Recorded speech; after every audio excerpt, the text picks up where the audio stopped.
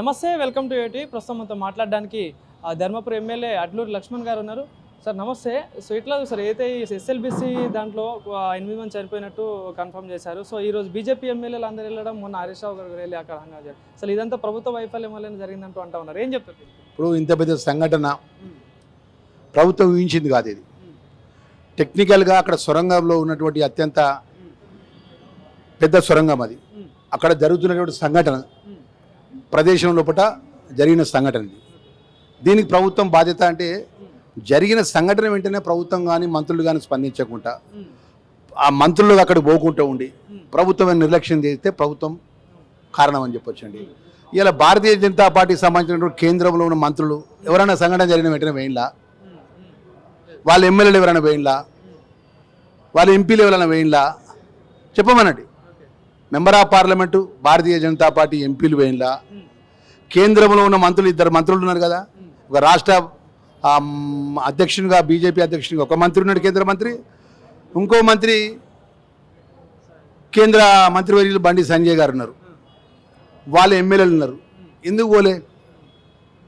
ఇవాళ పోయి ప్రభుత్వమే బాధ్యత, ప్రభుత్వ వైఫల్యమో బాధ్యత. ఒక సంఘటన జరుగుమని ప్రభుత్వం కోరుకుంటుందండి?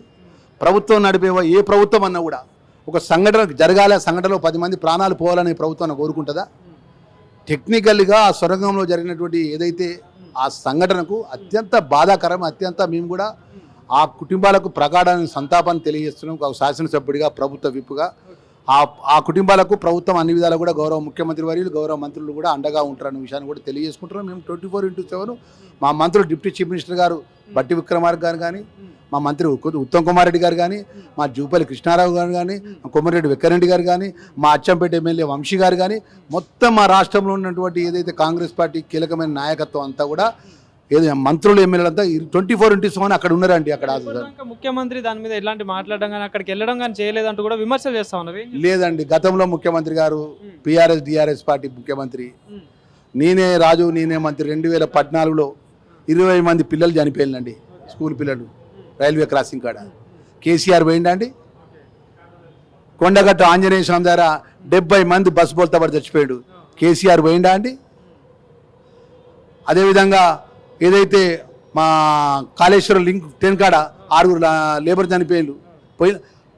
పోయిన విషయం లోపల కాదండి, అక్కడ సందర్భం లోపల, అక్కడ ల్యాండ్ ఆర్డర్కి సంబంధించిన ఇష్యూ లోపల మా రేవంత్ రెడ్డి గారు పోకపోయినప్పటికీ ఇవాళ రాష్ట్రానికి మంత్రివర్గం అంతా అక్కడ ఉన్నారా లేరా? మీరు చెప్పండి. మీరు ఏదైతే రాజకీయ పరంగా టీఆర్ఎస్ బీఆర్ఎస్ వాళ్ళు పోయి మీరు ఎంబడి మీ యొక్క జనాలను పట్టుకొని, మీ భజన టీంలను పట్టుకొని, వందలాది కార్లను పట్టుకొని, కాన్వాయిలు పట్టుకొని పోయి ఆడ ప్రజలు ఇబ్బంది పెట్టే కార్యక్రమం చేసి మీడియాని డైవర్ట్ చేసి ఏ విధంగా రేవంత్ రెడ్డి గారు ముఖ్యమంత్రి గారి మీద, ప్రభుత్వం మీద బురద జల్లే కార్యక్రమం తప్ప ప్రభుత్వానికి అంత పెద్ద సంఘటనలు అండగా ఉండే విధంగా సూచనలు కానీ ఏమైనా చేసినారండి? హరీష్ రావు గారు, కేటీఆర్ గారు, కవితక్క కానీ సూచనలు చేయడానికి పోతుంటే పోలీసులు పెట్టి ఆపుతున్నారంటూ కూడా హరీష్ రావు చెప్పడం జరిగింది. పోలీసులు ఆపుతున్న విషయాలు మాట్లాడే అర్హత వాళ్ళకి లేదండి. ఈ రాష్ట్రంలో 10 సంవత్సరాలు పోలీసు వ్యవస్థను అస్తావ్యస్తంగా చేసి పోలీసు వ్యవస్థను మొత్తం ఒక జేబు సంస్థగా వాడుకొని పోలీసు వాళ్ళని పెట్టుకొని రాష్ట్రంలో ఉన్నటువంటి ఒక కాళేశ్వరం ప్రాజెక్టు ఉన్నట్టు స్థానిక శాసనసభ్యుడు శ్రీధర్ బాబు గారిని పోకుండా కూడా హౌస్ అరెస్ట్ చేసి, ఒక ఆపోజిషన్ లీడర్ పోతుంటే కూడా రోజు అరెస్ట్ చేసినటువంటి పార్టీ గొప్ప పార్టీ ఏదంటే టీఆర్ఎస్ బీఆర్ఎస్ పార్టీ. వాళ్ళ అరెస్టుల గురించి చెప్తుందండి. ఈరోజు రేపు తెల్లారి సపోజ్ ఈరోజు శనివారం అండి, ఆదివారం పొద్దుగాల ధర్మపురికి మంత్రి వస్తుందంటే ఆ శనివారం రాత్రి వచ్చి కాంగ్రెస్ లీడర్లందరినీ హౌస్ అరెస్ట్ చేస్తారు. వాళ్ళ అరెస్ట్ గురించి చెప్తుందండి.